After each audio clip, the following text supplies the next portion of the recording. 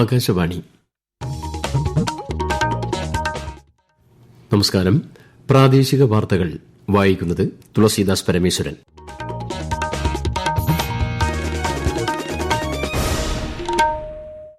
പ്രധാന വാർത്തകൾ. പ്രതിസന്ധി ഘട്ടങ്ങളിൽ ഒരുമിച്ച് നിൽക്കാനുള്ള കഴിവാണ് ദക്ഷിണ മേഖലയുടെ കരുത്തെന്ന് മുഖ്യമന്ത്രി വി ഡി സതീശൻ. ദക്ഷിണ മേഖലാ കൌൺസിലിന്റെ 31ാമത് യോഗത്തിൽ മുഖ്യമന്ത്രി പങ്കെടുത്തു. കൊതുകുജന്യ രോഗങ്ങൾ പ്രതിരോധിക്കുന്നതിനും പകർച്ചവ്യാധികൾ തടയുന്നതിനും സമൂഹത്തിന്റെ പൂർണ്ണ പങ്കാളിത്തവും ജാഗ്രതയും അനിവാര്യമെന്ന് ആരോഗ്യമന്ത്രി കെ മുരളീധരൻ. സംസ്ഥാനത്തെ 50 ബഡ്സ് സ്കൂളുകളെ മോഡൽ സ്കൂളുകളായി ഉയർത്തുമെന്ന് മന്ത്രി കെ എം ഷാജി. വിനോദസഞ്ചാര വകുപ്പിന്റെ ഓണം ട്രേഡ് ഫെയർ നാളെ മുതൽ തിരുവനന്തപുരം കനകക്കുന്നിൽ മന്ത്രി പി സി വിഷ്ണുനാഥ് ഉദ്ഘാടനം ചെയ്യും. കൊച്ചി മെട്രോ റെയിൽ ലിമിറ്റഡിന്റെ പേര് കേരളം മെട്രോ റെയിൽ ലിമിറ്റഡ് എന്ന് പുനർനാമകരണം ചെയ്യാൻ സംസ്ഥാന സർക്കാരിന് ശുപാർശ. FIH ഹോക്കി ലോകകപ്പ് വനിതാ മത്സരത്തിൽ ഇന്ത്യ ഇംഗ്ലണ്ട് പോരാട്ടം. വാർത്തകൾ വിശദമായി. കേന്ദ്ര ആഭ്യന്തരമന്ത്രി അമിത്ഷായുടെ അധ്യക്ഷതയിൽ ദക്ഷിണ മേഖലാ കൌൺസിലിന്റെ 31ാമത് യോഗം ചെന്നൈയ്ക്ക് സമീപം കോവളത്ത് നടന്നു. കേരളത്തിന് പുറമെ തമിഴ്നാട്, കർണാടക, ആന്ധ്രാപ്രദേശ് എന്നീ സംസ്ഥാനങ്ങളിലെ മുഖ്യമന്ത്രിമാരും തെലങ്കാന ഉപമുഖ്യമന്ത്രി, പുതുച്ചേരി ലഫ്റ്റനന്റ് ഗവർണർ എന്നിവരും പങ്കെടുത്തു. പ്രകൃതി ദുരന്തങ്ങൾ ഉൾപ്പെടെ പ്രതിസന്ധി ഘട്ടത്തിൽ ഒരുമിച്ച് നിൽക്കാനുള്ള കഴിവാണ് ദക്ഷിണ മേഖലയുടെ കരുത്തെന്ന് യോഗത്തിൽ പങ്കെടുത്തുകൊണ്ട് മുഖ്യമന്ത്രി വി ഡി സതീശൻ പറഞ്ഞു. മുല്ലപ്പെരിയാറിൽ നിർമ്മിക്കുന്ന പുതിയ അണക്കെട്ടിൽ നിന്നുള്ള മുഴുവൻ വെള്ളവും തമിഴ്നാടിന് നൽകാമെന്ന് മുഖ്യമന്ത്രി വ്യക്തമാക്കി. അണക്കെട്ടിന്റെ ചിലവ് പൂർണ്ണമായും കേരളം വഹിക്കുമെന്നും അണക്കെട്ടിന്റെ സ്ഥാനവും രൂപരേഖയും തമിഴ്നാടിന് തീരുമാനിക്കാമെന്നും അദ്ദേഹം പറഞ്ഞു. തമിഴ്നാട് മുഖ്യമന്ത്രി ജോസഫ് വിജയുമായി ശ്രീ വി ഡി സതീശൻ കൂടിക്കാഴ്ച നടത്തി. കൊതുകുജന്യ രോഗങ്ങൾ പ്രതിരോധിക്കുന്നതിനും പകർച്ചവ്യാധികൾ തടയുന്നതിനും സമൂഹത്തിന്റെ പൂർണ്ണ പങ്കാളിത്തവും ജാഗ്രതയും അനിവാര്യമാണെന്ന് ആരോഗ്യമന്ത്രി കെ മുരളീധരൻ. ലോക കൊതുക് ദിനത്തിന്റെ സംസ്ഥാനതല ഉദ്ഘാടനം തിരുവനന്തപുരത്ത് നിർവഹിക്കുകയായിരുന്നു അദ്ദേഹം. ആരോഗ്യവകുപ്പിന്റെയും തദ്ദേശ സ്വയംഭരണ സ്ഥാപനങ്ങളുടെയും നേതൃത്വത്തിൽ നടക്കുന്ന രോഗപ്രതിരോധ പ്രവർത്തനങ്ങളിൽ ജനങ്ങൾ പൂർണ്ണമായി സഹകരിക്കണമെന്ന് മന്ത്രി അഭ്യർത്ഥിച്ചു. പ്രത്യേക പരിഗണന അർഹിക്കുന്ന കുട്ടികളുടെ ഉന്നമനത്തിനായി സംസ്ഥാനത്തെ 50 ബഡ്സ് സ്കൂളുകളെ മോഡൽ ബഡ്സ് സ്കൂളുകളായി ഉയർത്തുമെന്ന് മന്ത്രി കെ എം ഷാജി. ഇവിടങ്ങളിൽ മെച്ചപ്പെട്ട സൌകര്യങ്ങൾ ഒരുക്കുമെന്നും ഇതിനായുള്ള പട്ടിക തയ്യാറാക്കിക്കൊണ്ടിരിക്കുകയാണെന്നും അദ്ദേഹം അറിയിച്ചു.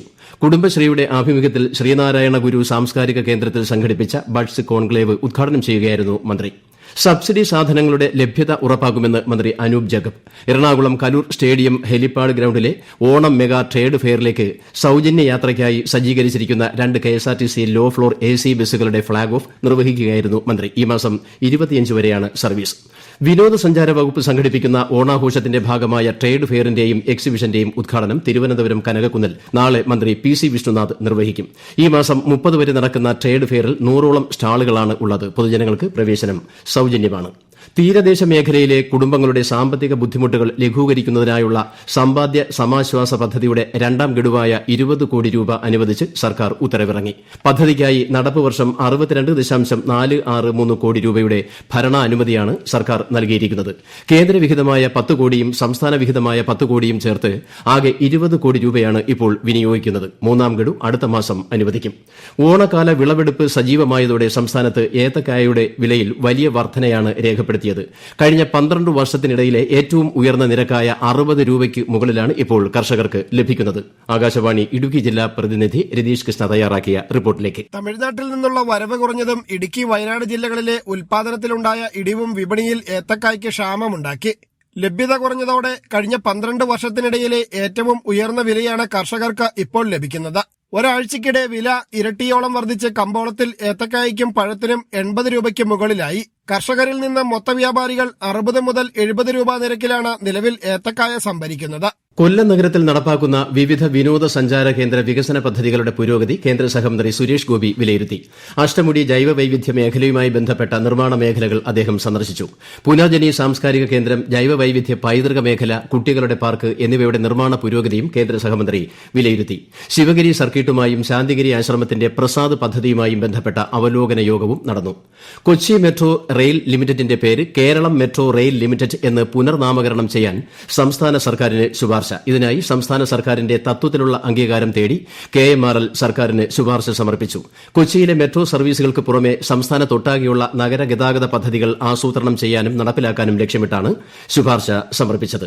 ഈ വാർത്തകൾ ആകാശവാണിയിൽ നിന്ന്. ആകാശവാണി വാർത്തകളും വാർത്താ അധിഷ്ഠിത പരിപാടികളും all India radio news Thiruvananthapuram YouTube ചാനലിലും at all India radio news Thiruvananthapuram Facebook പേജിലും AIR ന്യൂസ് _തിരുവനന്തപുരം ഇൻസ്റ്റഗ്രാം അക്കൌണ്ടിലും at AIR news _TVM X ഹാൻഡിലും ലഭ്യമാണ്. മുണ്ടക്കൈ ചൂരൽമല ദുരന്തബാധിതർക്ക് മുഖ്യമന്ത്രിയുടെ ദുരിതാശ്വാസ നിധിയിൽ നിന്നും കുടുംബശ്രീ മുഖേന ഉപജീവന പദ്ധതി പ്രവർത്തനങ്ങൾക്കായി അനുവദിച്ച തുകയുടെ വിതരണോദ്ഘാടനം നാളെ മന്ത്രി ടി സിദ്ദിഖ് നിർവഹിക്കും.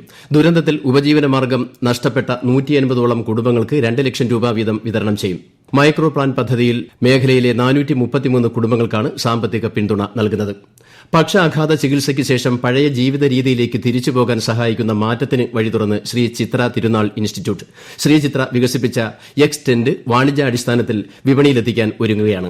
വിശദാംശങ്ങളുമായി തിരുവനന്തപുരത്ത് നിന്ന് ആകാശവാണി ലേഖകൻ സ്മിതി എം പള്ളുരുത്തി. പക്ഷാഘാത ചികിത്സയ്ക്ക് ശേഷമുള്ള റീഹാബിലിറ്റേഷൻ ഘട്ടത്തിൽ വിർച്വൽ ലോകം സൃഷ്ടിച്ച് രോഗികളെ മടുപ്പില്ലാത്ത രീതിയിൽ വ്യായാമം ചെയ്യിക്കാനും പഴയ ജീവിത രീതികളിലേക്ക് തിരിച്ചു കൊണ്ടുവരാനും പ്രായോഗിക പിന്തുണ നൽകുന്നതാണ് മെഡിക്കൽ ഉപകരണമായ ടെന്റ്. 18 വ്യത്യസ്ത ഫിസിയോതെറാപ്പി വ്യായാമങ്ങൾക്ക് പുറമെ ദൈനംദിന ജീവിതത്തിൽ ചെയ്യുന്ന കാര്യങ്ങളും ഇതിൽ ഉൾപ്പെടുത്തിയിട്ടുണ്ട്. നിലവിൽ ക്ലിനിക്കൽ ട്രയൽ ഘട്ടത്തിലുള്ള ടെന്റ് ഉടൻ വാണിജ്യാടിസ്ഥാനത്തിൽ പുറത്തിറക്കാൻ സാധിക്കും എന്നാണ് പ്രതീക്ഷിക്കുന്നത്. നെതർലാൻഡ്സിൽ നടക്കുന്ന FIH ഹോക്കി ലോകകപ്പിൽ ഇന്ത്യൻ വനിതാ ടീം ഇംഗ്ലണ്ടിനെ നേരിടുന്നു. വിജയമോ സമനിലയോ നേടിയാൽ ഇന്ത്യയ്ക്ക് പൂളിൽ ഒന്നാമതെത്തി അടുത്ത റൌണ്ടിലേക്ക് നേരിട്ട് യോഗ്യത നേടാം. പുരുഷ വിഭാഗത്തിൽ ഇന്നലെ നടന്ന അവസാന ഗ്രൂപ്പ് മത്സരത്തിൽ പാകിസ്ഥാനെ പരാജയപ്പെടുത്തി ഇന്ത്യ അടുത്ത റൌണ്ടിലേക്ക് യോഗ്യത നേടി. നെഹ്റു ട്രോഫി വള്ളംകളിക്കുള്ള ഒരുക്കങ്ങൾ അവസാന ഘട്ടത്തിൽ. മറ്റന്നാൾ പുന്നമടക്കായലിൽ നടക്കുന്ന 72ാമത് നെഹ്റു ട്രോഫി ജലോത്സവത്തിൽ 71 ജലരാജാക്കന്മാരാണ് മത്സരിക്കുന്നത്. ആലപ്പുഴ ജില്ലയിലെ എല്ലാ സർക്കാർ ഓഫീസുകൾക്കും വിദ്യാഭ്യാസ സ്ഥാപനങ്ങൾക്കും മറ്റന്നാൾ പ്രാദേശിക അവധി പ്രഖ്യാപിച്ചിട്ടുണ്ട്. പൊതുപരീക്ഷകൾക്ക് മാറ്റമില്ല. മയക്കുമരുന്നിനെതിരായ ഓപ്പറേഷൻ തൂഫാന്റെ ഭാഗമായി സംസ്ഥാന വ്യാപകമായി നടത്തിയ പരിശോധനയിൽ ആകെ അറസ്റ്റിലായവരുടെ എണ്ണം 10,000 പിന്നിട്ടു. കഴിഞ്ഞ ദിവസം നടത്തിയ പരിശോധനകളിൽ 74 പേർ കൂടി അറസ്റ്റിലായതോടെ അറസ്റ്റിലായവരുടെ എണ്ണം 10,015ആയി. ആകെ 9,280 കേസുകളാണ് ഇതുവരെ രജിസ്റ്റർ ചെയ്തിട്ടുള്ളത്. ശ്രീനാരായണ ഗുരുദേവൻ രചിച്ച ദൈവദശകത്തിന്റെ കൊങ്കണി പരിഭാഷ ഗവർണർ രാജേന്ദ്ര വിശ്വനാഥ് ആർലേക്കർക്ക് കൈമാറി. കൊങ്കണി അംഗീകാര ദിനത്തോടനുബന്ധിച്ച് ലോക്ഭവനിൽ നടന്ന ചടങ്ങിലാണ് പരിഭാഷയുടെ പ്രതി കൈമാറിയത്. ദൈവദശകം കൊങ്കണി ഭാഷയിലേക്ക് പരിഭാഷപ്പെടുത്തിയ കവി RS ഭാസ്കർ ചടങ്ങിൽ പരിഭാഷ അവതരിപ്പിച്ചു. പ്രധാന വാർത്തകൾ വീണ്ടും. പ്രതിസന്ധി ഘട്ടങ്ങളിൽ ഒരുമിച്ച് നിൽക്കാനുള്ള കഴിവാണ് ദക്ഷിണ മേഖലയുടെ കരുത്തെന്ന് മുഖ്യമന്ത്രി VD സതീശൻ. ദക്ഷിണ മേഖലാ കൌൺസിലിന്റെ 31ാമത് യോഗത്തിൽ മുഖ്യമന്ത്രി പങ്കെടുത്തു. കൊതുകുജന്യ രോഗങ്ങൾ പ്രതിരോധിക്കുന്നതിനും പകർച്ചവ്യാധികൾ തടയുന്നതിനും സമൂഹത്തിന്റെ പൂർണ്ണ പങ്കാളിത്തവും ജാഗ്രതയും അനിവാര്യമെന്ന് ആരോഗ്യമന്ത്രി കെ മുരളീധരൻ. സംസ്ഥാനത്തെ 50 ബഡ്സ് സ്കൂളുകളെ മോഡൽ സ്കൂളുകളായി ഉയർത്തുമെന്ന് മന്ത്രി KM ഷാജി.